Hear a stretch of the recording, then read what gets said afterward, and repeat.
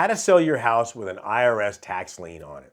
In this video, I'm going to show you exactly how an IRS lien works, okay? On a property, on a person, whatever. Listen, if you're watching this video, I'm hoping you're not in that situation, but if you are, don't worry, there's a way out of it. First of all, do not stick your head in the sand and pretend like it's not there. Best thing you can do is get a hold of a CPA that has a good relationship with the IRS and start negotiating this deal. If the IRS has placed a lien on your property or anybody's property for it, that means they've gone a long time either not contacting the IRS or some type of a negotiation has broken down.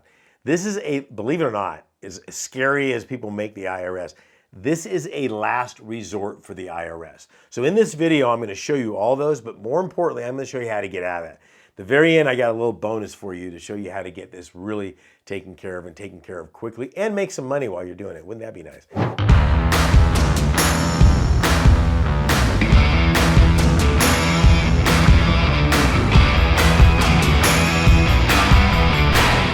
First of all, again, let's go back to this. If there is an IRS lien on a property, whether it's yours or not, it's not the end of the world. It typically means that something has happened dramatic. And that doesn't mean that you all of a sudden forgot to pay your taxes, so next week they put a lien. That's not how the IRS works. Let's say that you forgot to pay 2022 taxes. Or no, a better scenario is typical. This is more typical. Let's say that 2022, you paid $15,000 in income taxes and the IRS believed you owed 30, okay? So they're saying, no, you owe $15,000 more. You don't know about this. It's literally gonna take them at least a year or maybe even two before they notify you of this. And when they notify you of this, okay, you're gonna sit there and go, wait a second, I don't owe this money. So then the first step is to notify them and say, I don't owe this money. They're going to go, yeah, you do. No, you don't. Yeah, you do. There'll be a push and pull. The best scenario in that situation is you don't talk to the IRS. You talk to a CPA who is certified public accountant. They're qualified to talk to the IRS, look at your situation and find out what's going on. I have had those before. It was actually a state income tax, but it's the same thing. No, I think it was Irish. Anyways, it was a combination. They said, you owe this money. I handed it to my CPA. He started laughing. He goes, these idiots. That's what he said. And he goes, don't worry about it. I got it handled. And literally within 5 days, I had a letter coming back saying, you know, blah, blah, blah, blah. It was all good. It was a miss-up. So there's a lot of times that it can be fixed really quickly. But if you don't address it, the IRS assumes they're right. Okay, or let's say that they go back and forth and they say, no, this is what we're proving.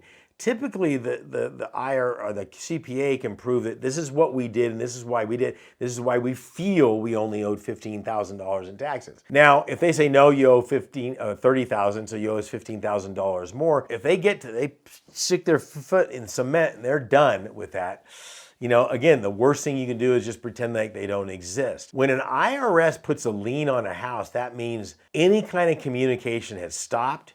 You have refused to answer any letters. They are not going to send you emails. They are not going to call you on the phone. If anybody calls you on the phone and says they represent the IRS, it's a scam. Period. End of story. Okay. The IRS ain't calling nobody. Okay. It's physical letters. Okay, that means that you have not returned any of their letter information. Nobody's talking to them. Okay, that's when they're going to put it on there. Okay, so the first thing you have to do is you have to get a hold of a CPA and find out exactly why they're saying you owe this information and see if you can't get it resolved that way. Okay, next thing you have to do is work out some of that kind of negotiations on it. Here's the other thing. There could be an IRS lien on your property that has already been satisfied. I'm going to tell you what the IRS will not do. They won't come in there and release that lien. Not going to happen. That's up to you. So now you're going to have to hire an attorney to go in there and prove to the county that that IRS tax lien is no longer valid and should be taken off the property. This is the way it is. Again, it's like I said in my credit video, once you've gone down this road, you ain't gonna go down it again. There's one person I don't like to mess with at all, and it's state income tax if you have that, but the IRS, okay? There's too many ways to work around it. It's easier to pay than it is to hide, so to speak. I see these people, oh, we're going to do this offshore BS, and that's exactly what it is. It's a bunch of BS. The IRS follows the money. They don't care where you put it. So the second way is to just pay it, okay, if you owe it, and that gets it released pretty quickly. Or it could have been paid, and you have to release it off through an attorney. Here's a worst case scenario. Truly, believe it or not, a worst case scenario is you don't owe the IRS. They've made a mistake, and they've accidentally think you owe the money, and now you've got to prove that you don't. It's almost as if you didn't pay the taxes scenario. The reason I say that that's worse, it doesn't make it more difficult, but you've already done what you're supposed to do, and they're claiming you're not, but you still have to prove. And the IRS throws the Constitution out. You are guilty until you can prove you're not. I mean, it is not a happy day. Now, I will say that the IRS are a bunch of morons. These are the people that couldn't get a job at a regular accounting firm, and they wanted a state job. I truly know this. One of my best friends is a CPA, and he just rolls his eyes every time one of his clients gets an audit. The way he became my CPA is I was meeting him at a restaurant in the middle of the afternoon with some friends of his. Nobody was in there. It was about 3:30, and they were all having a cocktail, and I'm like, who is 1960? Why is everybody having cocktails? And he said, well, we just got done with an audit, and it turns out the IRS owed this person an extra $1,600, not the $32,000 that they claim that they owed. I'm like, I want this guy as my CPA. And that was 25 years ago. And there's nothing more valuable than having somebody that knows what they're doing on your team.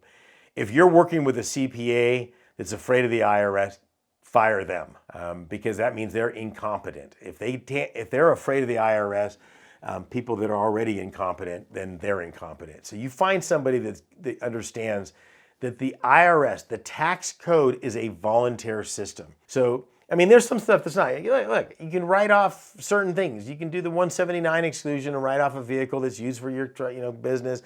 You can't write off your dry cleaning. Don't start making stuff up. You need to have somebody that understands truly how the tax code works. And so anytime you've got an IRS or a CPA and they're talking to you, they should be doing tax planning with you.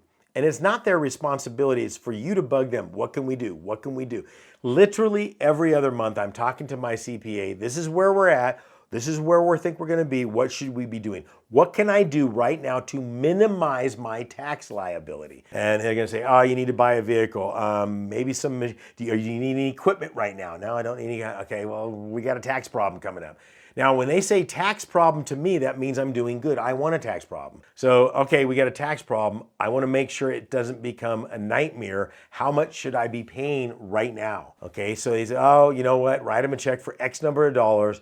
This will be our voluntary contribution so that next year when we come back, we might be a little over, we might be a little under, whatever, but I'm not having to write these big fat checks and the IRS gets pissed when you're paying them late. They'll also, hey, you should have known this before. Unless you can prove to them that all your income came at the very end, then you don't have that problem. And there's all sorts of scenarios. So if you just think about what I'm saying right here, there's a lot going on. The challenge in the accounting world, or I should say certified public accountants, is there's a lot of not planning going on. There's a lot of just simply these warehouses where they're just filing taxes. They push a button. If nothing's changed from last year, they say this is how much you owe. If your CPA is going, you know what, this is a little bit of a gray area. I think we should take this deduction. If they come after you, I'm willing to defend it.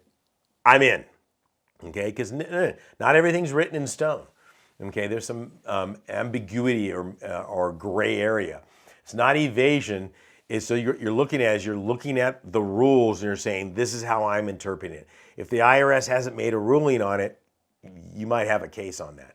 So the most important thing you need to hear from this is your CPA. You have to have somebody that understands tax planning better or as good as they understand tax preparation. Those are two different animals. Preparing your taxes is simple. The computer will do that for you, okay? Preparing or planning is a whole different animal. I'll tell you, these turbo taxes and all this, if you got anything over $150,000 in revenue from this real estate and stuff we're talking about, please don't use TurboTax.